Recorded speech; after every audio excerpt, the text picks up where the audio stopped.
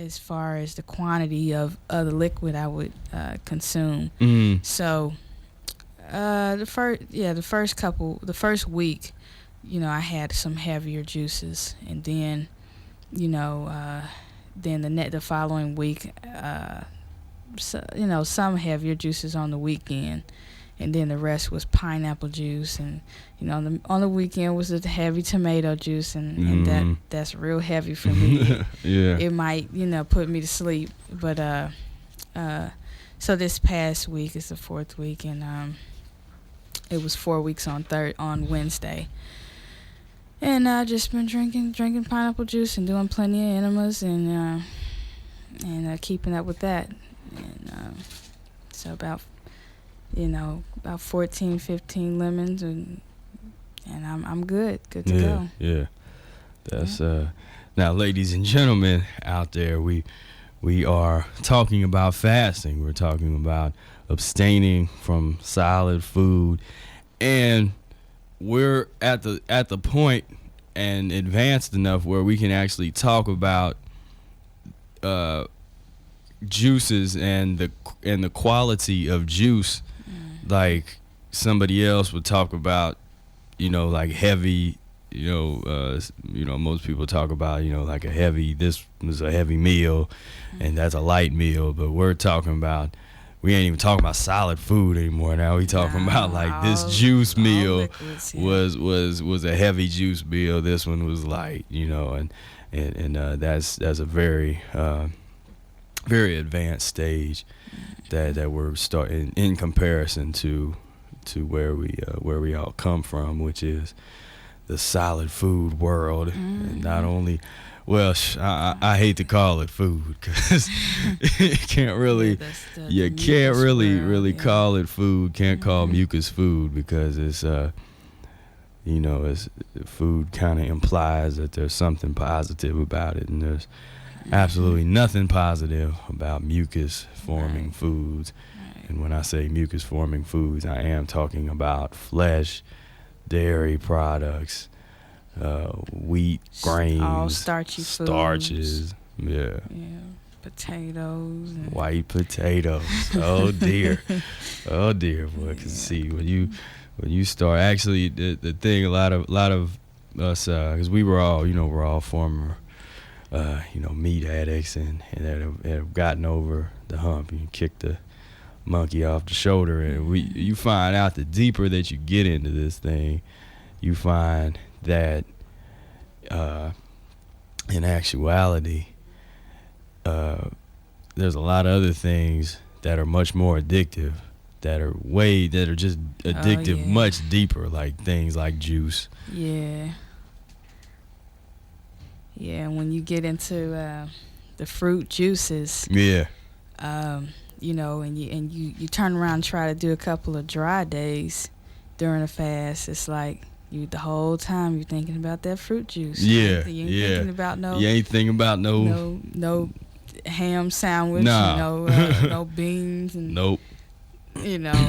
whatever. The only thing you want is some juice.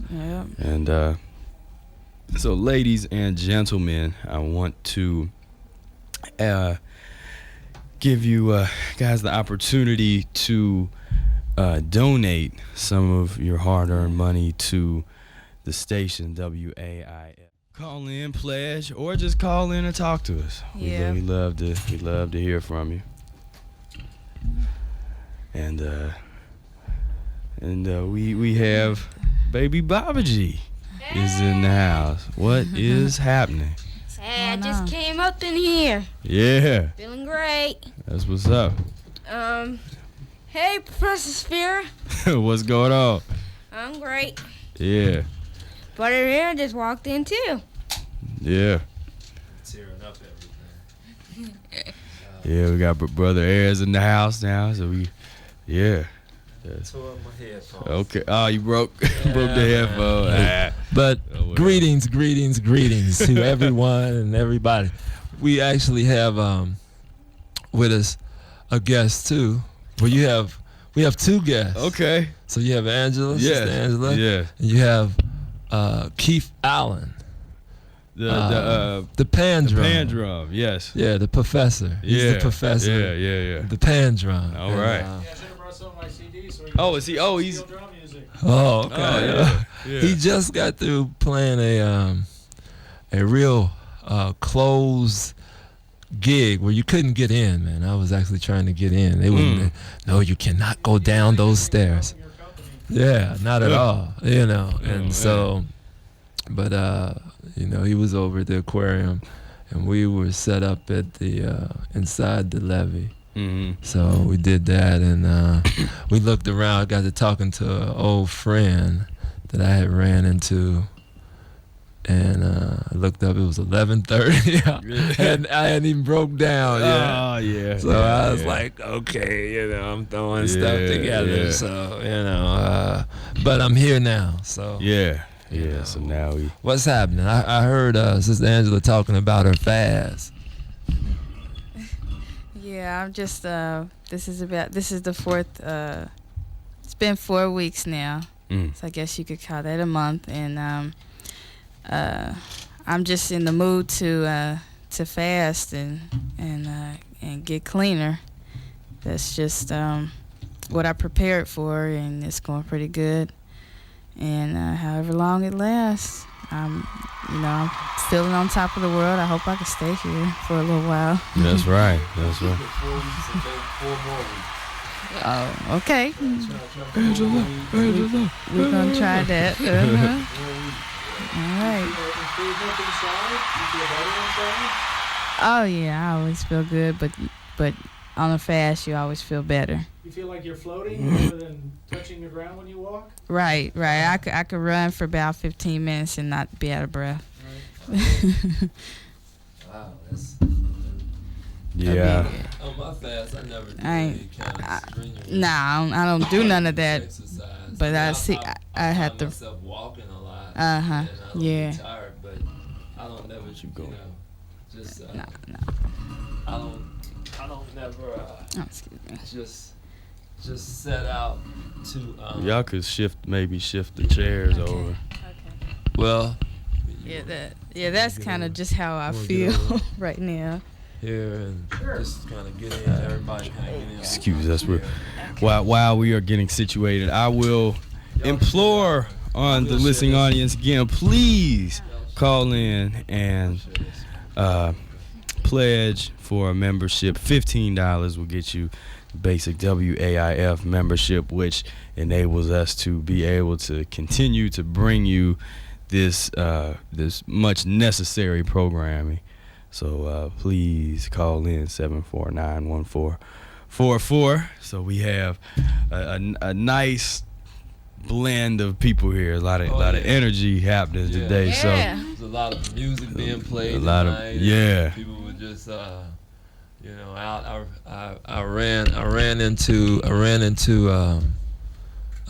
John White today. we was over by his crib. Yeah, Okay. ran into John White. Well, I what's told him happening? we had talked about it. What's happening with him? He was still John White, Whitey boy. Yeah. Talking just miles a minute. Yeah. But that was a guy, boy, that looked like he actually aged. Again. Yeah. I mean, like, when you see somebody for, like, within, like, 9-10 months, and you see them, and they look like they done aged, like, 20, 30 years. I mean, that's Whitey, man. I mean, and now, since, I guess, you've seen him about the last time I've seen him. Yeah. Yeah. Now he looks 20 more years older. I mean, he really looks real elderly now. Just really. It's mind blowing, man. It's just in the little period that I known him. When I met him, just maybe 3-4 years ago. Tremendous And he musician. was- I mean, the cat was yeah. world renowned, been all over the world, played with everybody, and it was just, like we say, a tragedy of nutrition. That's actually what happened with him, and Yeah, sure. and he kind of just let things kind of take him, let that other thing, that other drug side, thing, the other drug. You know what I mean? The other drug. the other drug, not the food, but the other stuff just take him out, man. And, so I mean, but it was good seeing him, you know. Yeah, there's no substitute for sobriety. It's not necessary to alter your consciousness one iota. Oh no! In order to connect to a higher source. Oh no! Right? Not at all. Not at all. And musicians, we seem to come into the fold, thinking that is the way to get to the music, you know. And until you start seeing people who are crumbling around you. Mm-hmm. You know, and like I did, I seen a lot of musicians, man, just, you know, a lot of good musicians really just, you know, just go in that direction. So, of course, everything that we ingest or swallow either has a direct or indirect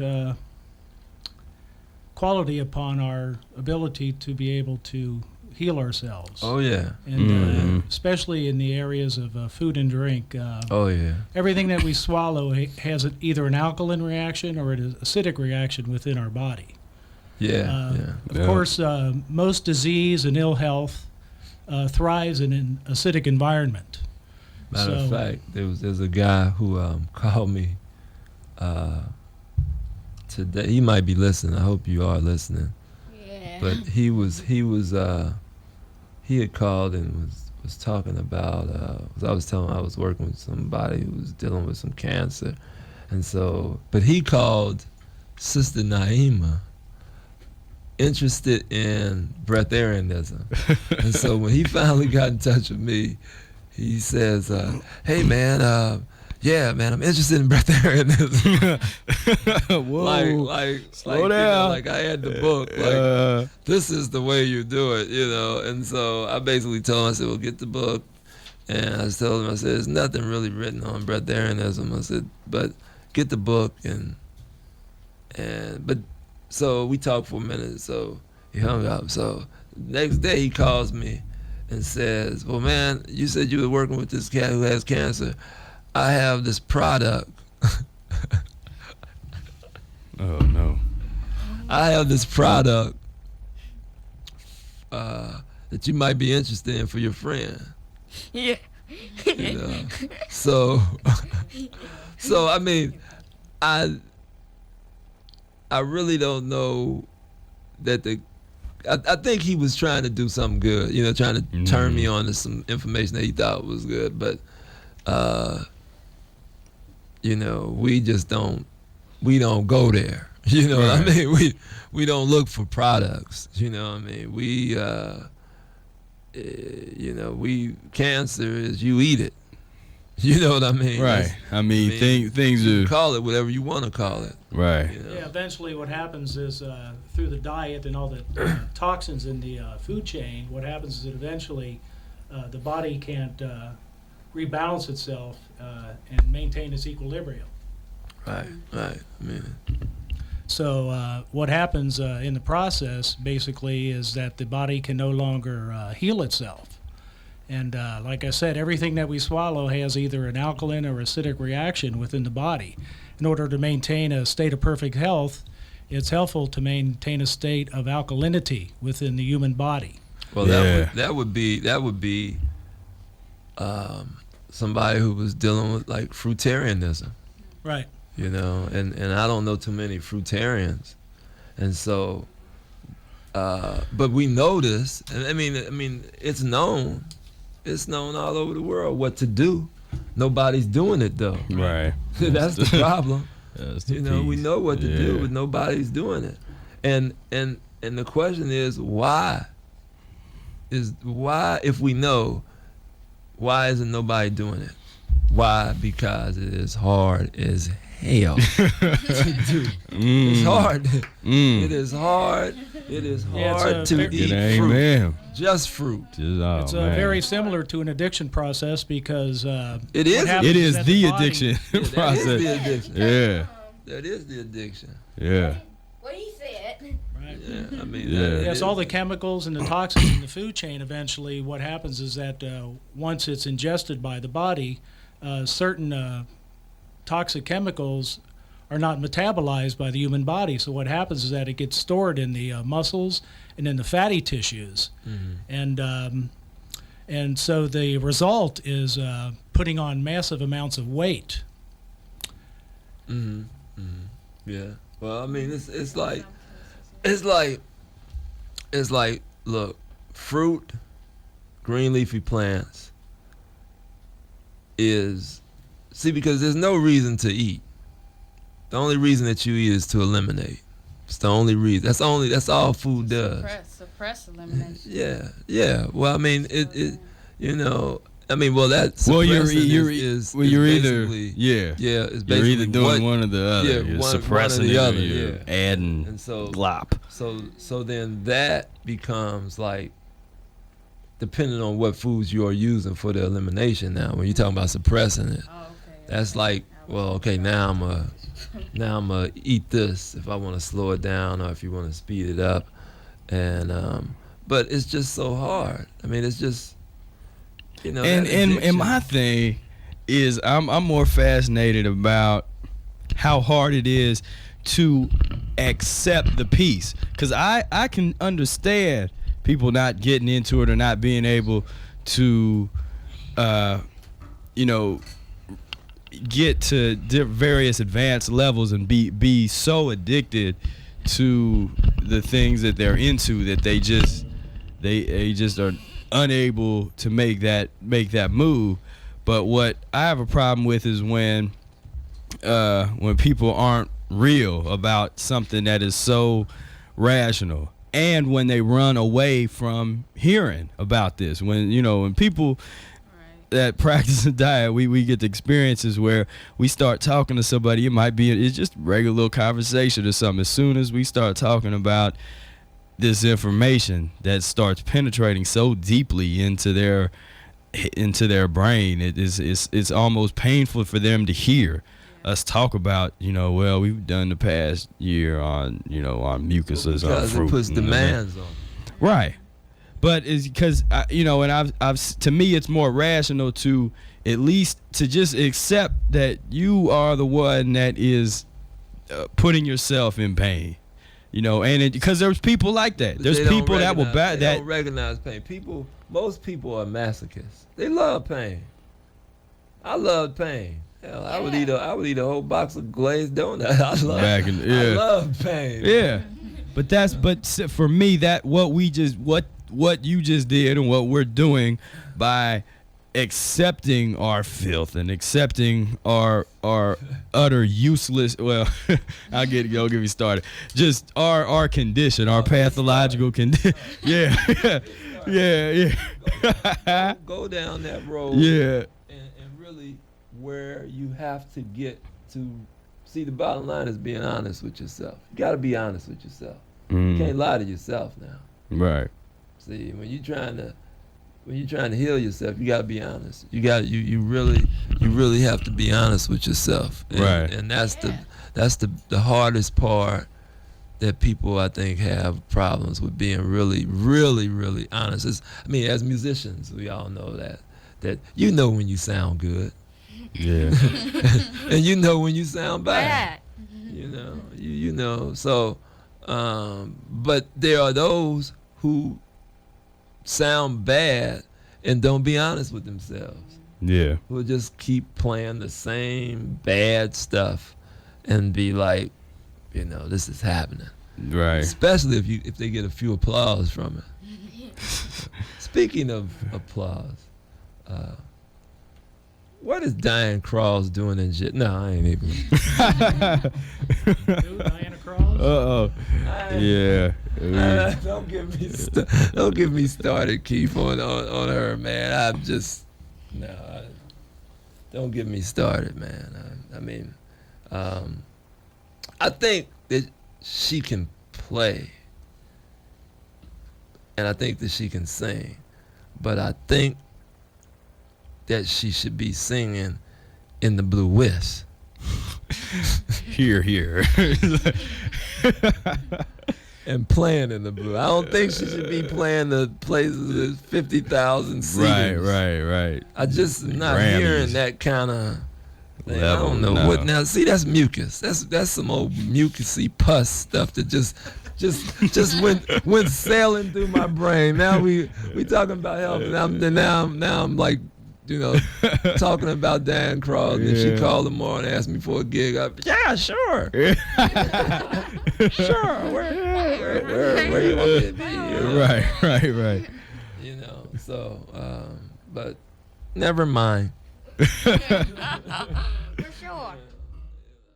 I just like the whole piece. They really make it comfortable for me when I'm over there. Anything I need, or whatever. So now the aquarium is one a different story. They won't let you in.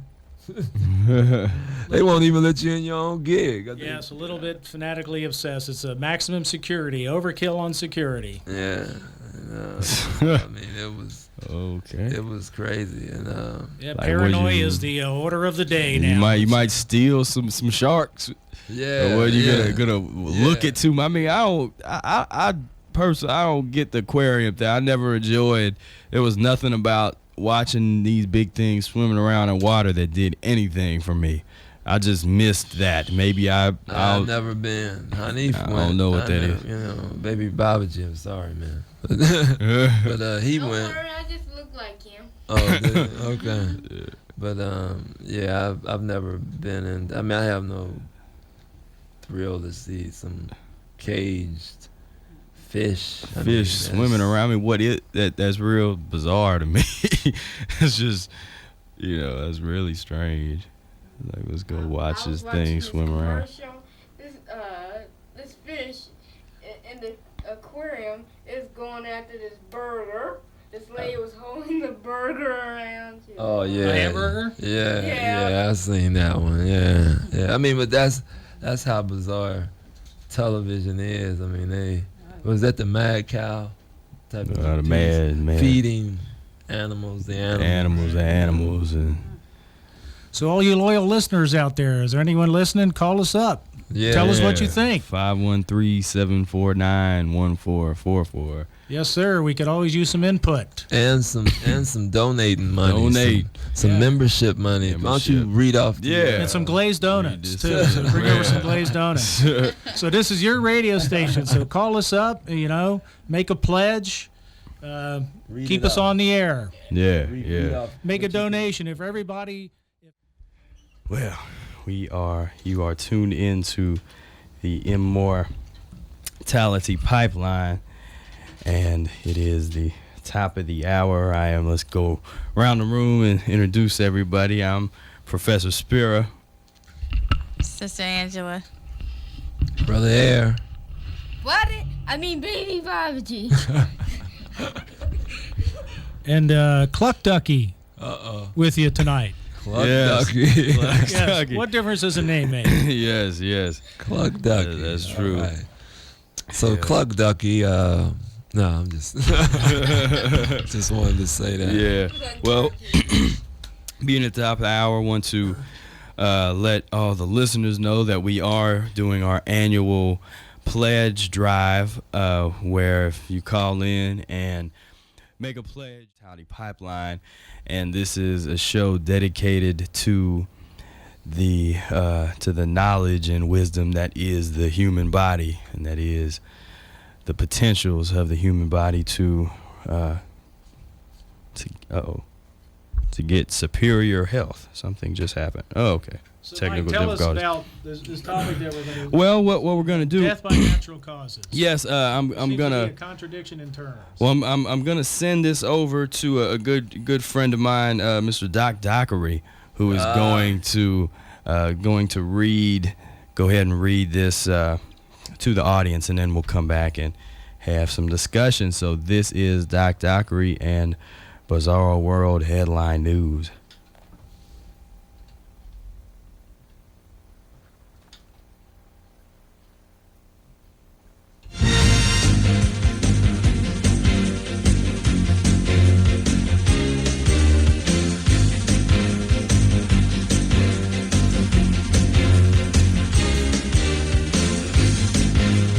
Good evening, everybody. This is Dockery, and you are listening to Bizarro World Headline News. Today, we are going to discuss the definition of death by natural causes. According to Wikipedia Online Encyclopedia, in medicine, death by natural causes is a loosely defined term used by coroners describing death when the cause of death was a naturally occurring disease process or is not apparent given medical history or circumstances. Thus, death caused by active human intervention, as opposed to the failure of medical intervention to prevent death, are excluded from this definition and are described as unnatural deaths. The majority of deaths in the United States are due to natural causes, and the majority of those deaths occur in old age. I am Dockery, and you have been listening to Bizarro World Headline News, where that's what's going on. So we will send it back to the station with Professor Spira and the gang.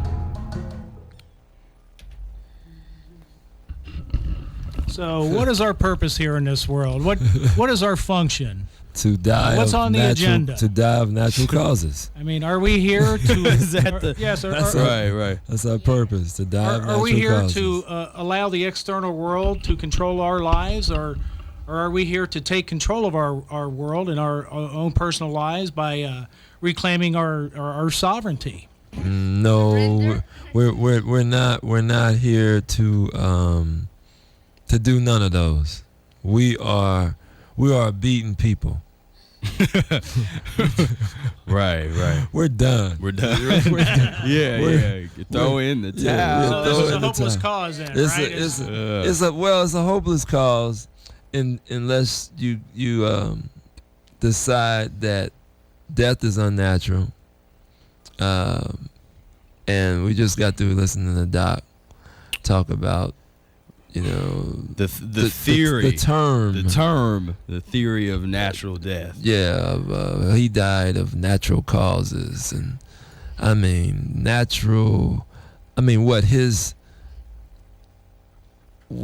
his lungs was not filled up with real viscid, thick mucus and pus, or what's so natural? Everything was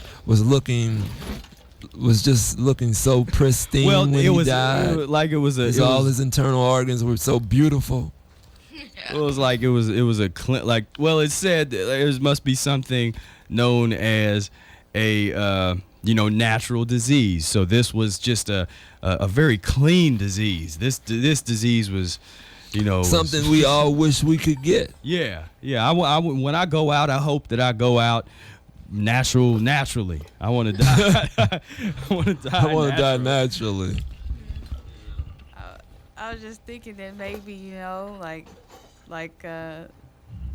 your body just begins to stink so bad that you kind of just pass out from the smell. Just the carbon kind of just makes the carbon. You can't. No more oxygen. You can't breathe oxygen anymore because there's so much stanky gases that are being eliminated. The level of putrefaction that occurs in the human body due to the ingestion of too much poisonous food substances. Because there you go. That's not poison. I mean, that's natural.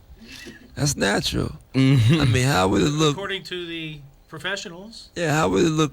How would it look if you didn't die and have 40 pounds of uneliminated flesh inside of you? That's the thing that's so fascinating is even every once in a while I'll catch one of those like CSI things on television, and they'll even talk about, like in the autopsy, the intestines, and how the intestines are nothing but 32 feet of fecal matter that is in every human body when they die, and that's and nobody caught on. Yeah. But that's natural. That's natural. You're right. That's natural. That's a natural. They wouldn't have it no other way.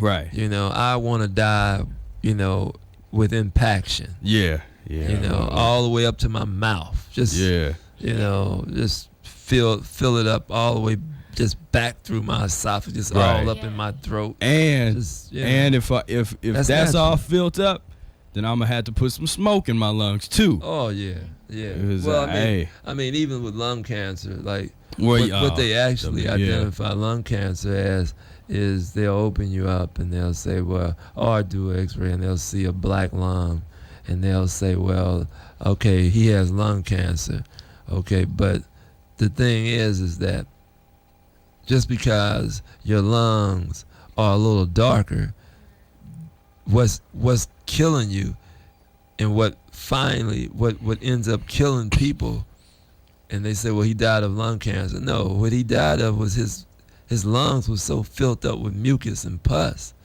that no air could flow through the bloodstream. Now, they call that lung cancer just because they look at the lung and see it a little, you know, a little black. Yeah. But it's not the outside of how it looks, it's what's inside. Mm-hmm. See, they never, you know, look at that. Right, and then you know, they have no clue why so many people get what they would call lung cancer that have never been around smoke. They've never been around smoke. They try to turn that scapegoat to secondhand smoke now. Yeah. You know, but still, I mean, people in a lot of those cases is people that weren't around it, weren't around secondhand smoke. Everybody on this at this table think, what's gonna kill you faster, pus and mucus or smoke? That would be A. Ding ding ding ding. Right. So I mean, like, I'm not advocating smoking or anything like that, but this country has demonized the tobacco industry, and it's almost like a diversion. Yeah. To get us off of let's don't go after the pork people, or the beef people, or the chicken people, or, you know what I mean? But let's demonize this tobacco, and like I say, I'm not saying smoking because I don't smoke, you know, and definitely it's not a good thing to do, but I'd rather smoke a cigarette than eat a piece of chicken any day. Oh, well, I mean, as somebody who did used to smoke and getting into the Mucusless diet, what happens is, the cleaner your body gets, your body's ability to even gain pleasure from smoke and that kind of stimulant disappears. You know, it's non-existent anymore. Now, from what used to kind of give you an escape and a little buzz, you know, now it just makes you feel sick. And then, you know, then you have the psychological addiction of the social aspects of, you know, now you were used to doing the smoking thing socially, you know, too. And so that's, you know, another factor. But the whole foundation of it is, once you change your body, no matter how much your mind thinks it wants it, once you change your body physiologically through dietary means, you know, you can't go back. Well, at the same time, too, they have a term for natural causes of death. So why don't they have a term for natural causes of life? Mm-hmm. See, I mean, if you're going to go that far and say, well, death is natural. So if you're that smart and you're that bright, then tell us how to live. Right. You know, I mean, give it to us, you know, if you all that. I mean, because you know, we can go all day with dialectic logic, and, you know, we could say, I could say that death is natural if you're eating unnatural things. Right. So I mean, there's no way for you not to die if you are eating the things that you're currently eating. If you're stopping at McDonald's, if you're going down to the white potato store or whatever, you know, as long as you there's a lot of Kroger, you know, there's a lot of places. Yeah, the white potato store. Your boy Danny Glover. Yeah. Danny Glover had a chain. It didn't do too well. I think they went out of business, but had a French fry chain. Oh yeah. He was in love with French fries, man. So and he started a chain of French fries with all kind of different spices on your French fries. You could get the Cajun fry, the barbecue fry, the cheese fry, the doodoo fry. Yeah. Right. Yeah, but as long as you're eating death and mucus, which is the food substances or the drugs, once they get inside your body, they cause death. That's the only thing that you're gonna want. That's the only thing you're gonna pursue, and you're not gonna be able to help that if that's what you're eating. You're eating death. Yes, it's just like an addiction process, because once the human body ingests certain toxic substances and poisons, it'll still have those cravings. And it's trying to basis. And it's trying to eliminate those things.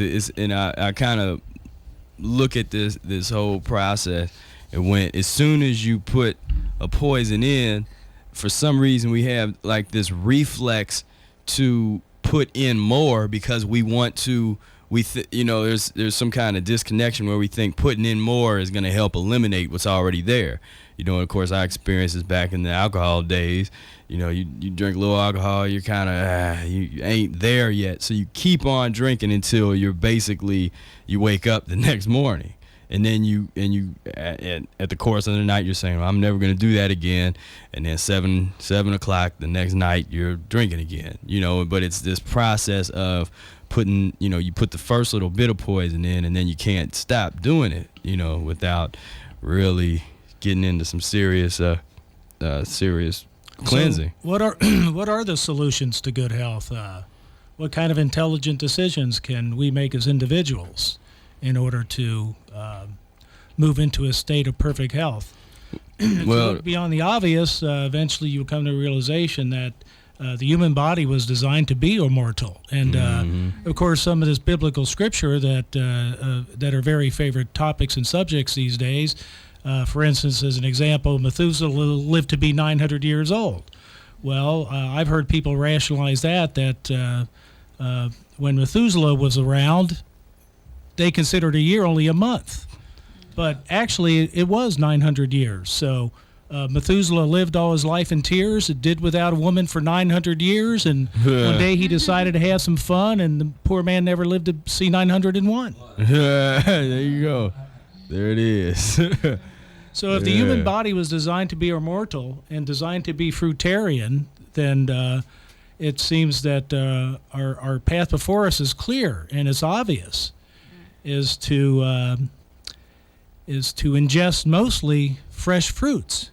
However, regardless of how clean we want to maintain our body in a state of perfect health, the fact remains that we are being poisoned to death with every food source because of the chemicals and the toxins that are daily being has become part of the growing process, even among organic farmers.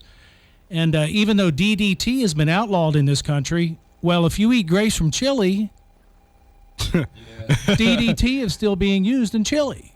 So there's no guarantees on any of the food that we buy at the market is going to be clean. So I personally scrub my apples with an SOS pad to remove all of the waxes and the toxins that are sprayed onto the apples in order to make them real shiny. But I would prefer the flavor of an SOS pad to what I know is covering that apple. And now I would prefer an SOS pad to some of the fruit I'm getting. Oh man, for real.